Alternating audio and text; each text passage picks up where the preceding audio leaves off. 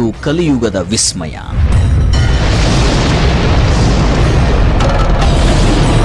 ಈ ವ್ಯಕ್ತಿಗೆ ಇದೇ ವಿಶೇಷ ಶಕ್ತಿ.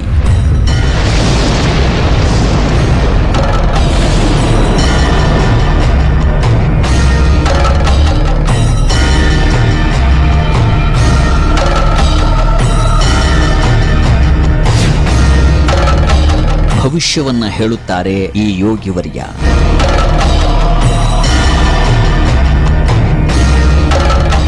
ಅಪ್ಪ ಎಂದು ಸಂಬೋಧಿಸುವ ಭಕ್ತರಿರುವ ಅವರಿಗೆ ದೇಶಾದ್ಯಂತ ಸಹಸ್ರಾರು ಜನರ ಪ್ರೀತಿ ಇದೆ.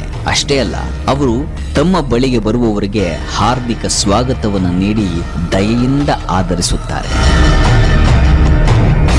ಅಲ್ಲಿ ಬಂದವರು ಯಾರು, ಯಾಕೆ ಬಂದಿದ್ದಾರೆ, ಇದ್ಯಾವುದನ್ನು ಯೋಚಿಸದೆ ಅವರ ಮೇಲೆ ಅವಧೂತರು ನಿಷ್ಕಳಂಕ ಪ್ರೀತಿ, ಪ್ರೇಮ, ವಾತ್ಸಲ್ಯಗಳನ್ನು ತೋರಿಸುತ್ತಾರೆ. ಕಳೆದ 15 ವರ್ಷಗಳ ಕಾಲದಲ್ಲಿ ಅವರ ಬಳಿ ಬಂದಂತಹ ಲಕ್ಷಾಂತರ ಭಕ್ತರ ಸಂಕಷ್ಟಗಳ ನಿವಾರಕರಾಗಿ ಅವತರಿಸಿದ್ದಾರೆ ಎಂದರೆ ಆಶ್ಚರ್ಯ ಆಗದೇ ಇರುತ್ತೆ.